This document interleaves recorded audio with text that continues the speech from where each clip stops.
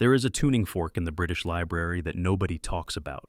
It sits in a glass case, properly labeled, correctly catalogued, available for anyone who asks to see it.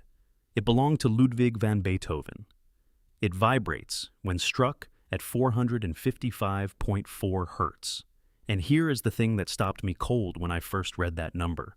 Every piano in every concert hall on this planet is tuned to a different frequency entirely, not close to Beethoven's fork, not approximately his fork, a different frequency, a frequency he never used, never heard, never composed for. His music fills the world's greatest stages every single night, performed on instruments tuned to a pitch that would have sounded wrong to him.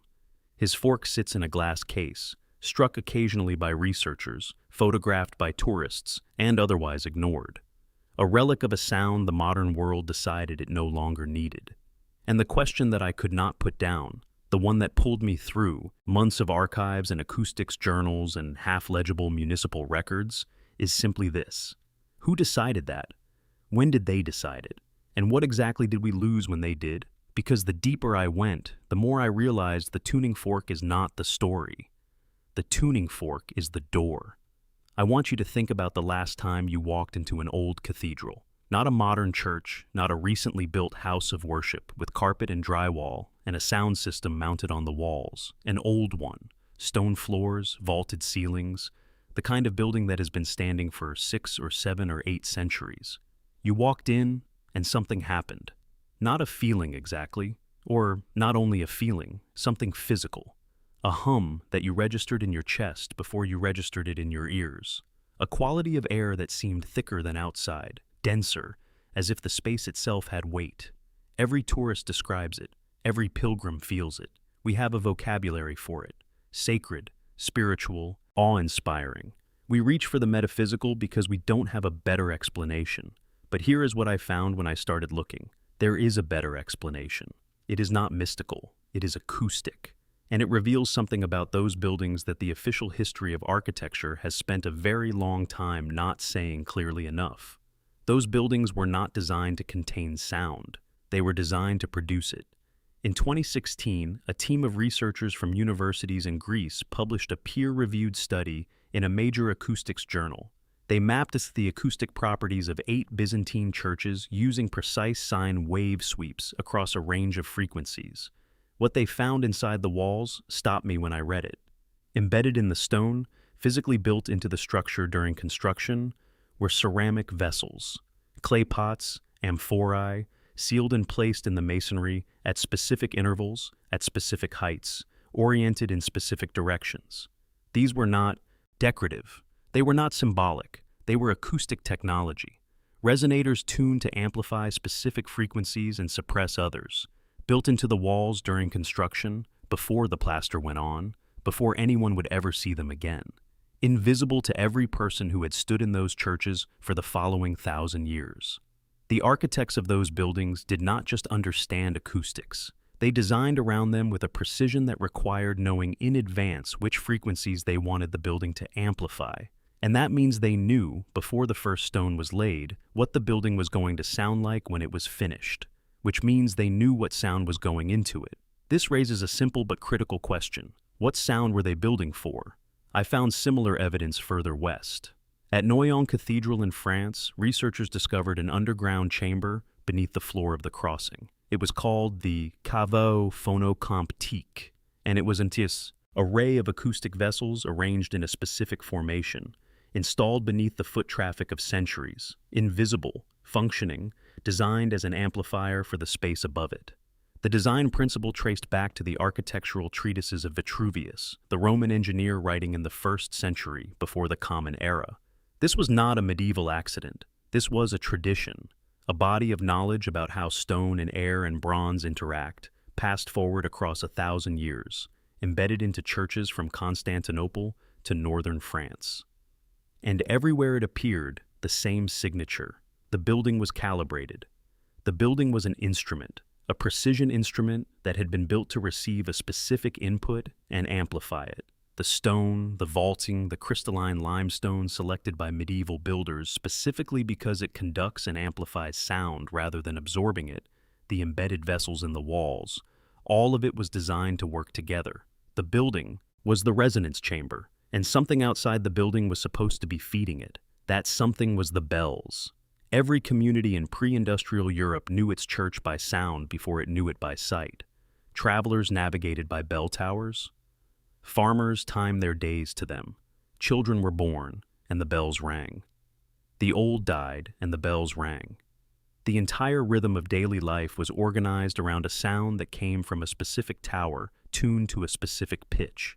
And that pitch was not arbitrary. The bell founders who cast those instruments belonged to hereditary craft families, fathers teaching sons across generations, accumulating knowledge about the relationship between the composition of the bronze, the shape of the casting, and the frequency the finished bell would produce. They tuned their work to the buildings those bells were meant to serve. The bell fed the building amplified the bell, the choir tuned to the building, the organ was matched to the bells. The entire acoustic environment of a community, every voice, every instrument, every resonating surface, was aligned around a single frequency that had been refined across centuries to fit that specific place. That is what was in those buildings. That is what the vases in the walls were waiting for. Not any sound, not amplified speech or modern music fed through a loudspeaker. A specific frequency matched to the bronze in the tower, matched to the stone in the walls, matched to the dimensions of the space. A unified resonance, something the building and the bells created together that neither could produce alone. And once you understand that, once you see what those spaces were actually designed to do, the question I could not put down becomes impossible to avoid. When was the last time those buildings operated as designed? When was the last time the bells rang at the frequency the building was built for? Because somewhere between the medieval founders who cast those bells and the world we live in now, the frequency changed. The bells themselves in enormous numbers ceased to exist. And what replaced them was not matched to the stone. The deeper I went into the historical record, the more I found that the destruction of the bells was not a single event. It was a recurring pattern spread across 3 centuries, driven by different governments with different ideologies and different stated justifications, producing an identical result every single time. In 1700, Tsar Peter the Great needed cannons after a military defeat. He confiscated church bells across Russia, tens of thousands of them, melted. In 1793, the French Revolution passed a decree requiring every parish in France to surrender all but one bell. The bronze would serve the Republic, would become coins and weapons for a new order that had no use for the old sound. Approximately 80% of all church bells in France were gone within 2 years. In the Franco-Prussian War of 1870, bishops authorized parish surrenders for the war effort. In the First World War, nearly half of all bells in Germany were confiscated or destroyed. Then came the Soviet decree of 1929, which forbade bell ringing entirely and ordered every bell in the nation melted for industrial bronze. Researchers who have tried to document what was lost describe it as approximately 1 million bells.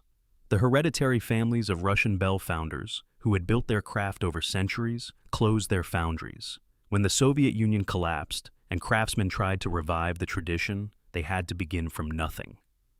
The knowledge was gone. Then the Second World War and the Nazi confiscations across occupied Europe. Belgium lost 2/3 of its bells. Investigators after the war reported that every single bell had been removed from the Netherlands. Only a fraction survived, recovered from a warehouse in Hamburg. The pattern repeats with unsettling precision.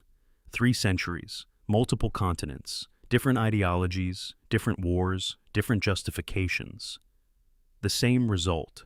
Each time, the precise acoustic instruments that had anchored the sound of a community for centuries were reduced to raw material. Each time, whatever replaced them was cast later, under different standards, tuned to whatever the current authority endorsed. The old frequencies could not survive. They existed in the bronze. When the bronze became cannons and coins, the frequencies became history, and not even that, because nobody wrote down what the frequencies were.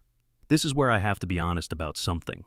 When I started this investigation, I was looking for a plan, a meeting, a directive, a document that proved someone decided, deliberately and with full awareness of what they were doing, to erase a specific sound from human experience.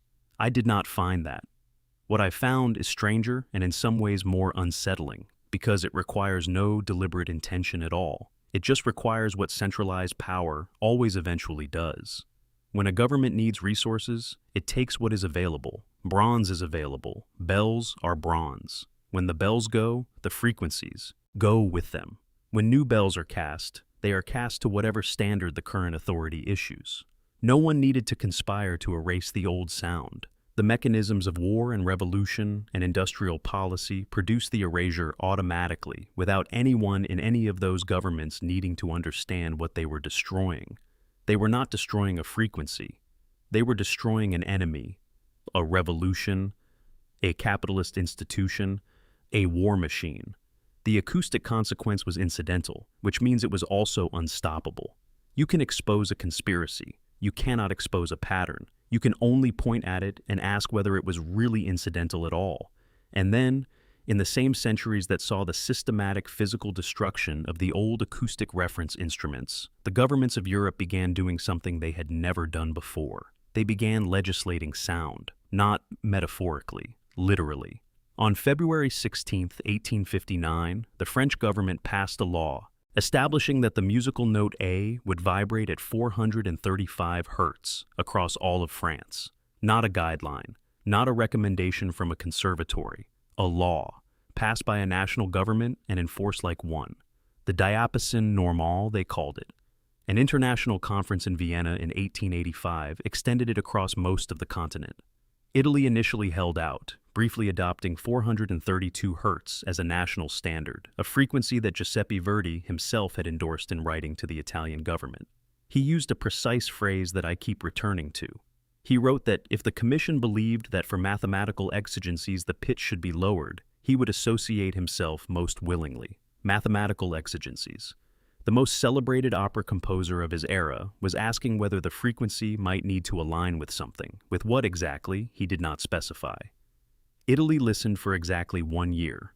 Then, a conference dominated by British delegates reversed the decision. The frequency Verdi endorsed was abandoned without Italian musicians being formally consulted. And the official explanation collapses here, because this is not how musical tradition works when it is operating freely.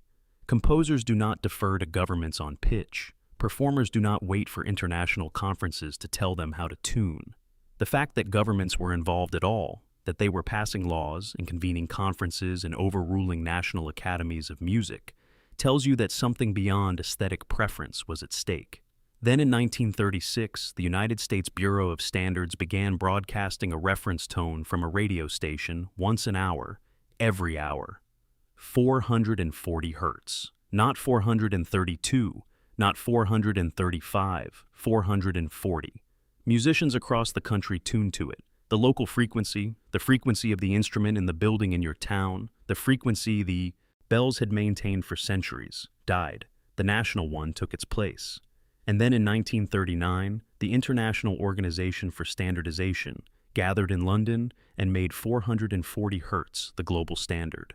One frequency for every instrument, in every country, in every language, everywhere on Earth. A single tone, broadcast from towers and printed in specifications, replacing the thousands of locally rooted frequencies that had organized human acoustic experience since before any of the governments involved in that standardization existed. Once you see it, you can't unsee it.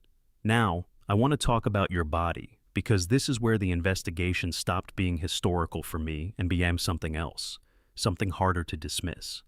There is a field called chronobiology, the study of biological time, and it has established clearly that human physiology operates in cycles synchronized to external rhythms, light cycles, temperature cycles, the rhythms of the natural world outside the body. Disrupt those rhythms and the body produces measurable symptoms. Disrupted sleep, compromised immune function, hormonal dysregulation, the kind of low-grade wrongness that modern medicine treats symptom by symptom without ever asking whether the source is environmental. We know this about light. We know this about sleep. What we have barely begun to study is what happens to the body when the acoustic environment it inhabits is systematically mismatched from the frequencies it evolved alongside. A peer-reviewed study exposed participants to music at both 432 and 440 Hz without telling them which was which. The group exposed to 432 showed measurable decreases in heart rate. They reported feeling more focused, more settled, more present. 33 people is not a large sample, but it is a controlled, published, repeatable experiment suggesting that the human body is not indifferent to frequency in the way our current assumptions require it to be. And if a single 8 Hz shift produces measurable physiological effects in a controlled laboratory, what did it mean to live for generations inside a building that was operating as a precision acoustic instrument? What did it mean for your body to be immersed in a unified resonance? The bells and the stone and the voices all aligned at the same pitch, all feeding the same frequency back into the space you inhabited every week of your life. We do not know. That is the honest answer. We do not know because we have never, in the era of modern measurement, lived any other way. The instruments that produced the old sound were destroyed before anyone thought to ask what they were doing to the people inside them. The buildings still stand. The science to study them exists, but nothing is playing, and the silence was deafening. Here is what troubles me most. It is not the destruction of the bells, though the scale of that destruction is genuinely staggering. It is not the legislation of pitch, though the fact that governments felt entitled to mandate the vibration rate of music tells you something important about what they believed sound to be. It is not even the timing, though the timing is difficult to dismiss. The way that the physical destruction of the old reference instruments and the legal imposition of new standards cluster in the same centuries, with a consistency that looks less like coincidence the longer you examine it. What troubles me most is the combination of what was lost and what was preserved. The buildings were preserved. The acoustic vases are still in the walls of those Byzantine churches, still functioning, still waiting. The cathedrals are still standing with their 5-second reverberation times, and their crystalline limestone, and their perfect proportions. The instrument is intact, every element of it except the one that fed it. The bells are gone. The specific frequencies those bells carried, refined across centuries by families whose knowledge died with their foundries, are gone. What remains is a building designed as a receiver for a signal that no longer exists. And we walk through it on Sundays and on tourist days, and we feel something in our chests that we cannot name, and we call it spiritual, and we move on. Because that is the explanation we were given. And it is not wrong exactly, but it is not the whole explanation. The deeper I went, the more it felt like a description mistaken for a reason. You feel something because you are inside an instrument that was designed to make you feel something. Not through metaphysics, through physics, through the deliberate engineering of resonance by people who understood the relationship between frequency and the human body in ways we are only beginning to recover. We walk through their work daily. We feel it. We name it incorrectly. And we ask no further questions. As if someone decided long ago that certain questions were no longer acceptable to ask. Who decided what you hear? Not in the philosophical sense, not the poetic one. Literally, specifically, by what mechanism and under whose authority was the acoustic environment of every human being on this planet standardized to a single frequency within the span of a few decades? What process produced that outcome? What conferences, what laws, what economic incentives, what destruction of alternatives made that standardization not just possible but inevitable?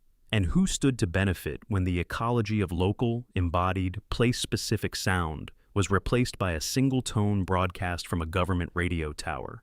The same questions this channel has been asking about maps, about calendars, about genealogies, about birth certificates, arrive here at sound.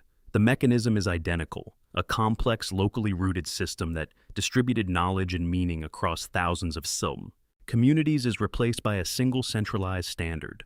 The old system is destroyed physically before anyone can document what it was doing. The new system arrives with official justifications that are real, partially, but that do not account for the totality of what was built or the thoroughness of what was lost.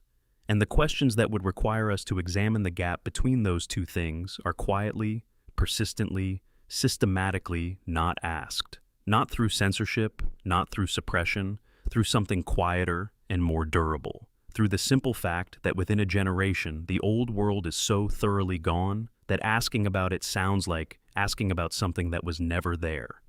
I keep going back to Beethoven's tuning fork in its glass case. A precision instrument, correctly preserved, accessible, ignored. vibrating at a frequency the world it belongs to no longer uses. It sits there in the British Library as evidence of a world that existed, a world in which the pitch of music was not a government decision, was not a broadcast standard, was not an international specification issued by a committee in 1939. A world in which every community had its own sound, and every sound was matched to a building, and every building was matched to a bell, and the bell and the stone and the voice all hummed together at a frequency that belonged to that place and no other. That world is gone. The fork is the last vibrating remnant of it, struck occasionally, never answered. What were those buildings actually doing when they were operating as designed? What happened inside that resonance that we no longer experience and have never measured?